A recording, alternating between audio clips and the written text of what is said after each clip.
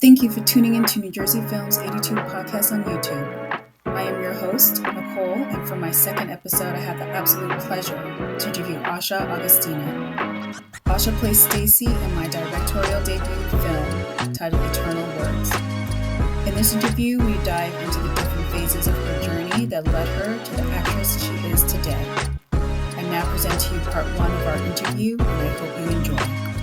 So I want to start off by first, whatever you want to share with us, basically your background, who is Asha, and what can you tell us about your growing up and how you got into acting? Okay.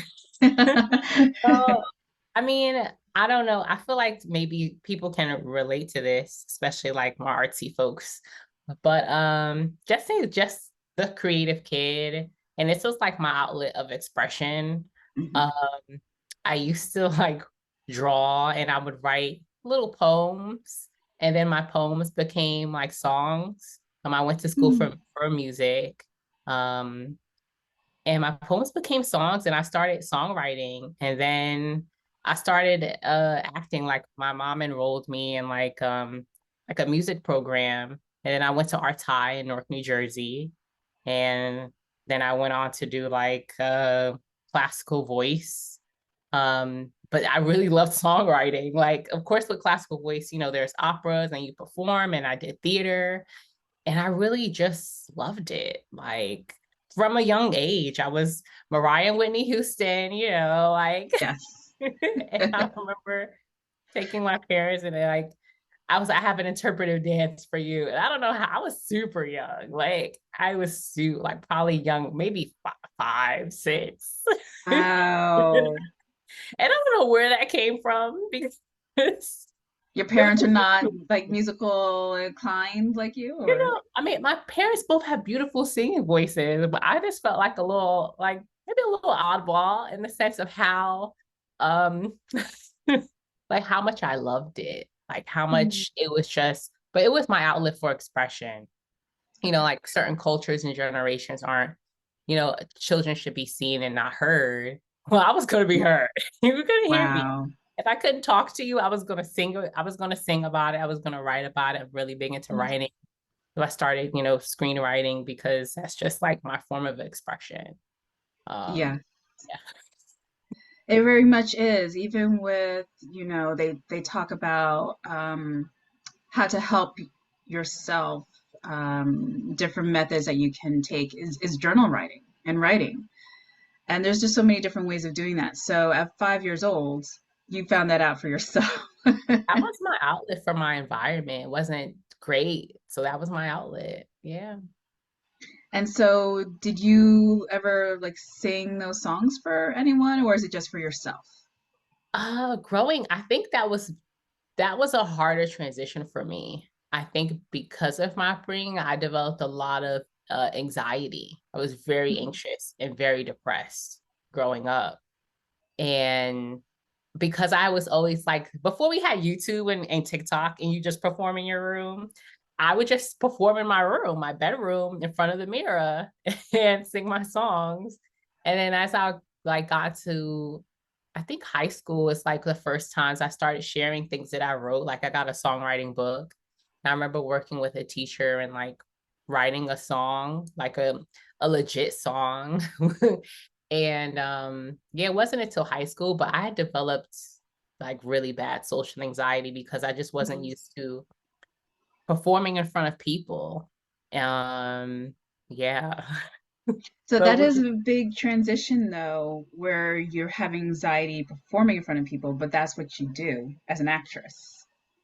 yes, yeah. So, like, at what point did you find it that you were able to do that? Like, how did that transition happen for you? Do you recall?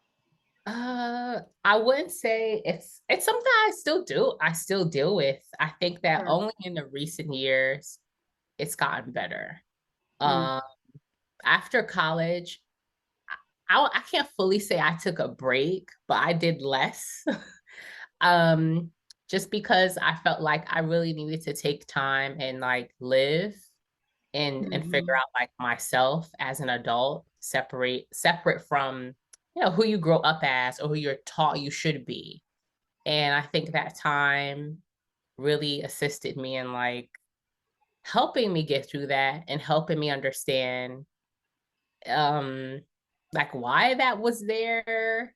Of course, Hmm. therapy, lots of therapy. um Even I took social anxiety like medication for a bit because I had a lot of physical symptoms. Like I would blank out. Like I would study a song or a piece and I would just blank out. And I didn't know when I was in college and even in high school that that's why. It was just like you didn't study hard enough, or you didn't practice hard enough. But when I got to adulthood and I actually started, going to therapy, it's like, yeah, that's actually one of the symptoms that it's like you have amnesia. Like you could ask me to write my name and I Just blank out. was sent home because I couldn't remember my name. It was Yeah. that bad. Wow. Like heart palpitations, super sweatiness, and your breathing, right? Like as an actor, as a singer, everything depends on your breath. And then you Hmm. can't breathe, so you're all out of whack. So I think over time, like meditation, Hmm. uh, taking pauses throughout the day, taking breaks when I feel my mind kind of like the hamster on the wheel, spinning, and understanding like, yeah, I'm more prone to anxiety. They say that I don't know if this is true, but like anxiousness is like the person who just doesn't give up, versus depression. It's kind of like feeling like you've kind of given up. Well, hopelessness. Right. Right. That That feeling. feeling. Yes. But anxiousness is like you don't want to give up. So your mind is constantly going, trying to figure out how to move forward and how to. And so yeah, which is very me, right? Like that is who I am. I'm a person who's like, well, there has to be a solution. There has to be a way forward. And I get how things about my upbringing created that anxiety and how that manifested in like being nervous with other humans. Really like, and I didn't really know that was what was happening to me. I did try to talk about it in college and like Mm. I really got it. Like It with was a psychologist, or like who did you try to? like my teachers, like I feel Okay. like something's wrong, like something's off. This is not. And it was something, it's just performance. It'll go away. But I was like, I've been performing for a long time now since I was a little kid. I did like modeling. I was on runways, and I used to feel so Mm. comfortable. And it just really got really bad. So it wasn't really until adulthood I could fully, maybe I would say in the last couple of years, where I fully understood what was happening, go through that grieving process, and actually feel like I could perform and enjoy it. I still get super nervous before I perform. Um, but I'm just like, it's a process. I'm slowly like breaking through a lot of like that sometimes negative inner dialogue, being overly critical, which I mean, I did face a lot of criticism when I was in college. Mm. Oh. From, like from my colleagues, my peers, teachers. It's like not the constructive criticism, like the Just straight up negative. competitive criticism, I like see. projection. If how people sometimes they're not happy in their own careers and you're Yeah. young, you're blossoming, you're figuring stuff out, and they like hate you because I can't go back and fix it. Hurt people, right? That's Hurt what they people say. hurt people. So now as an adult, like I internalized that when I was younger, but now as an adult, I'm like, oh, that's what happened. Like, why did that person say that to Mm. me? That was so mean. I was like, oh, that had nothing to do with me. Right. It's yeah. That's something I often keep in my mind too when I'm dealing with someone where they are want to yell at me or criticize or it's just something negative in general. I'm just reminding myself as much as I can remember to remind myself that this is not about you. It is them. What you're talking about, and this is part of why I like to do these interviews, is what you're speaking on. I think a lot of people are going to take away big time. What you're talking about is very big. A lot of people, including celebrities, who are open about talking about anxiety and depression. And you talked about, meditation and therapy. Keep on asking the whys. Why am I feeling this way? Where is this coming from? And I just commend you on taking that break and doing that, because people will continue to keep going and Yeah. not listen to their body and what they need. So that's amazing that you were able to do that for yourself, that you did do that for yourself, and continue doing it. So I just want to commend you on that. But you obviously have a joy, and you recognize that. And I also want to mention that I could not tell when you're on set of Eternal Words that there was any anxiety or like you were nervous of any kind. It looked like, to me on the outside, it looked like you were just ready ready to go and do it. And you did express, and I truly felt that you were excited to be there. So I'm you so allowed that part to show up and shine. And that's yes. amazing. Yes, thank you. It's something that's hard because it's like, well, people are like, you just seem so confident. And it's like, it's not that I'm not confident. It's that I'm also something else. Sure. Yes, we could be two things at once, or Yeah, sometimes three. many things. Yeah. Pisces, yeah, like a lot of things, a lot of feelings over here. Well, yeah, and I think you'll continue to be able to work through that so that it's just becomes less and less something that you have to manage. But in the Yeah, meantime, it's gotten a lot better. oh, I good.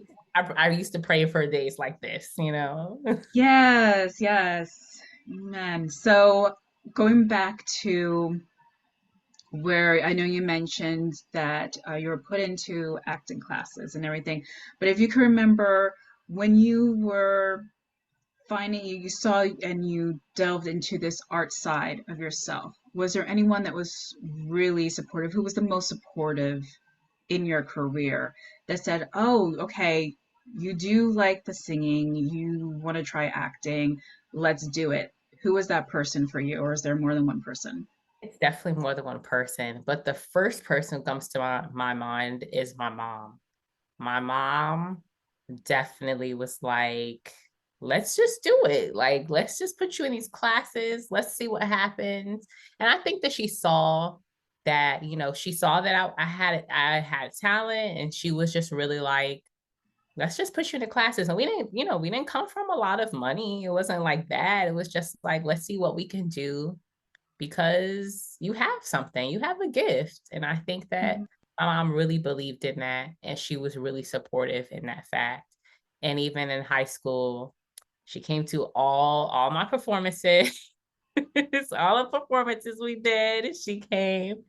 And I really appreciate her for that, for showing Mhm. up for me in that way. Because I don't want to cry. Like, it would have been very, like, when you do have that support, it changes things. And so it kept the little sparks, you know, it kept my little sparks alive. As a Oh, kid who I really did suffer with anxiety and depression really bad growing up. And so her nurturing that in me, it kept me alive.